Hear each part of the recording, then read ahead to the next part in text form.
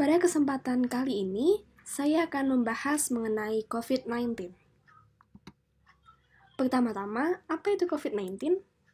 COVID-19 adalah sebuah penyakit yang disebabkan oleh virus corona baru yang disebut dengan SARS-CoV-2. Virus SARS-CoV-2 ini termasuk dalam virus yang menyebabkan infeksi serius seperti pada sindrom pernafasan akut yang parah atau SARS pada tahun 2002 dan pada sindrom pernafasan Timur Tengah atau MERS pada tahun 2012 lalu. Virus ini utamanya menyebabkan infeksi saluran pernafasan dan tingkat keparahannya dapat berkisar dari ringan hingga fatal. Untuk penularannya sendiri, virus SARS-CoV-2 dapat ditularkan melalui droplet atau air liur atau cairan dari saluran pernafasan pada saat orang bersin atau batuk. Lalu bisa juga ditularkan melalui kontak, yaitu menyentuh area yang terkontaminasi, lalu menyentuh hidung, mulut, atau tangan. Dan yang terakhir yaitu penularan melalui direct atau secara langsung, seperti pada saat berciuman atau berjabat tangan. Untuk rekam jejaknya sendiri, pada akhir Desember 2019 lalu, WHO banyak menemukan kasus virus pneumonia di Wuhan, Cina. Lalu pada Maret 2020, COVID-19 diumumkan sebagai sebuah pandemi. Dan pada 13 Juli 2021 lalu, kasus di Indonesia sudah mencapai 2.615.529. Untuk gejalanya sendiri, gejala paling umum yang dapat ditemukan pada pasien yang terpapar COVID-19 adalah demam, batuk kering, dan sesak nafas. Gejala ini muncul 2 hingga 14 hari setelah terpapar. Lalu apa perbedaan gejala COVID-19 dan gejala flu? Gejala COVID-19 menularkan kepada orang dalam rentang waktu yang lebih lama dibandingkan dengan gejala flu. Jadi, di sini bisa kita lihat bahwa gejala COVID-19 muncul 2 hingga 14 hari setelah terpapar atau biasanya muncul 5 hari setelah terpapar. Tetapi jika gejala flu, muncul 1 hingga 4 hari setelah terpapar. Untuk gejala COVID-19 yang parah, orang dapat hilang nafsu makannya, sakit di dada, dan suhunya tinggi mencapai lebih dari 38 derajat Celcius. Lalu jika terkena COVID-19 atau mungkin terkena COVID-19, kita harus menjauhkan diri dari orang lain dan tetap di rumah, selalu memantau gejala, lakukan tes COVID-19, gunakan masker, tutupi saat batuk dan bersin, cuci tangan dengan sering, serta menghindari berbagi barang rumah tangga pribadi dan selalu membersihkan permukaan benda. Lalu jika kita telah melakukan kontak dengan orang yang terkena COVID, kita harus tinggal di rumah dan menjauh dari orang lain selama 14 hari setelah kontak terakhir dengan orang tersebut. Siapa saja yang harus dites? Ada 2, orang dengan gejala maupun orang tanpa gejala COVID-19. Orang dengan gejala COVID-19 ini orang yang sudah sepenuhnya divaksin atau sudah mendapatkan 2 dosis vaksin, tetapi harus dievaluasi dan dites COVID-19 jika terindikasi. Lalu untuk orang yang tanpa gejala, ini adalah orang yang belum divaksinasi sepenuhnya atau baru mendapatkan 1 dosis vaksin, tetapi pernah kontak dengan orang yang terkonfirmasi COVID-19 secara dekat, atau menghadiri kegiatan yang ramai. Lalu siapa saja yang tidak perlu dites? Ada 2 juga. Yang pertama adalah orang yang sudah sepenuhnya divaksin dan tinggal di lingkungan rumah yang tidak ramai. Lalu yang kedua adalah orang yang sudah dites positif COVID-19 selama 3 bulan terakhir, tetapi sudah membaik gejalanya dan tidak terdapat gejala baru yang muncul. Selanjutnya saya akan membahas tentang jenis metode tes atau uji COVID-19. Metode ini ada 4.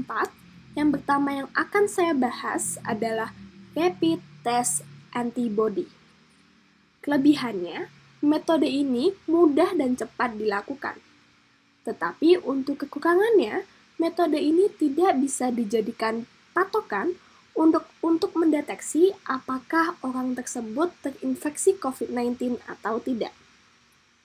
Lalu metode yang kedua adalah Rapid Diagnostic Test atau RDT antigen.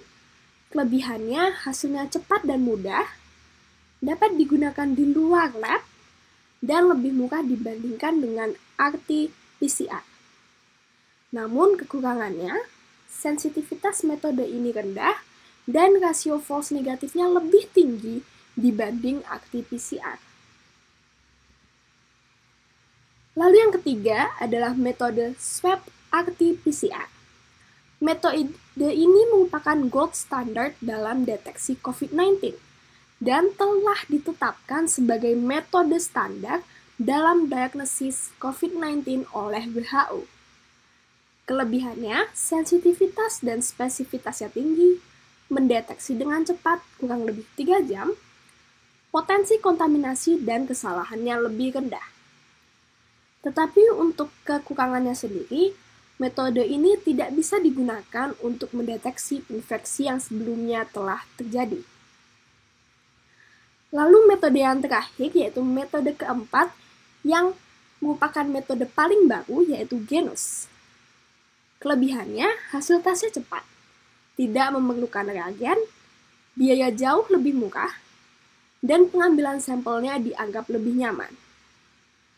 Tetapi untuk kekurangannya sendiri, metode ini belum bisa menggantikan RT-PCR dan belum menjadi rekomendasi WHO untuk screening COVID-19. Dikarenakan metode ini masih tergolong metode yang baru, sehingga metode ini masih memerlukan penelitian lebih lanjut untuk menguji validitasnya. Lalu bagaimana bila tes Anda menunjukkan hasil positif? Tentu saja Anda harus mengisolasi diri Anda di rumah dan jauh dari orang lain selama 10 hari.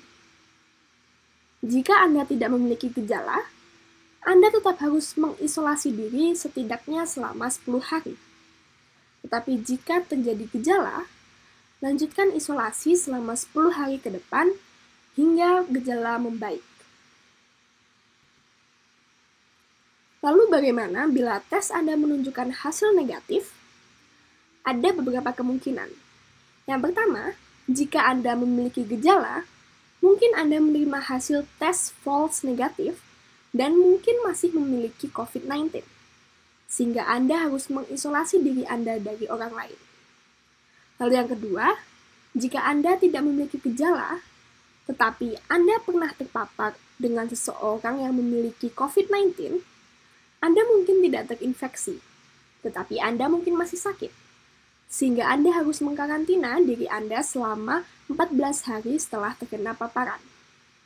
Lalu yang terakhir, jika Anda tidak memiliki gejala, dan juga jika Anda tidak terpapar oleh seseorang yang terkonfirmasi COVID-19, Anda tidak perlu melakukan karantina.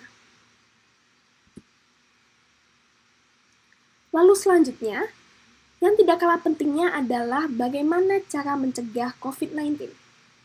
Cara yang paling penting untuk mencegah penularan COVID-19 adalah dengan mencuci tangan. Anda harus mencuci tangan secara teratur dan menyeluruh dengan sabun dan air hingga berbusa selama 20 detik.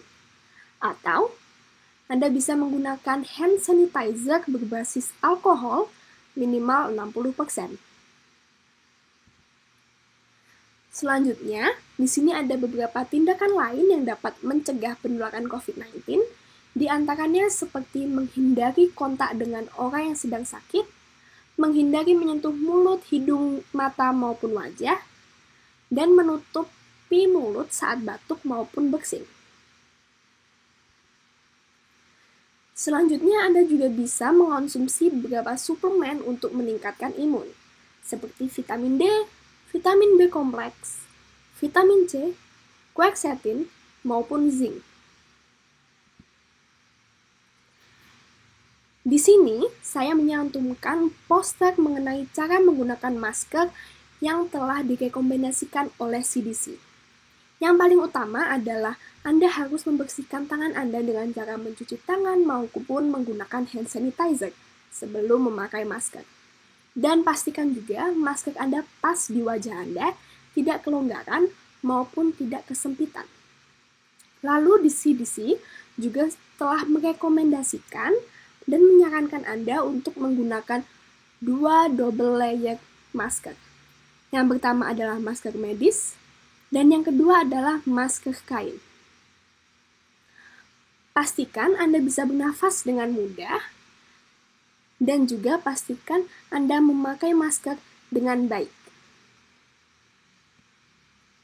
Selanjutnya di sini juga ada beberapa cara yang tidak boleh digunakan saat menggunakan masker, seperti mengkombinasikan 2 masker medis dan mengkombinasikan masker KN95 dengan masker lainnya, karena masker KN95 cukup digunakan sendiri saja. Dan yang terakhir yang tidak kalah pentingnya adalah bagaimana cara melepas masker. Di sini ada beberapa tahapnya, tetapi yang paling penting adalah Anda tidak boleh menyentuh bagian masker di luarnya, di sini, tetapi Anda cukup menyentuh talinya saja saat melepas masker. Lalu Anda harus segera mencuci tangan setelah melepas masker dan jangan menyentuh mata, hidung, maupun mulut.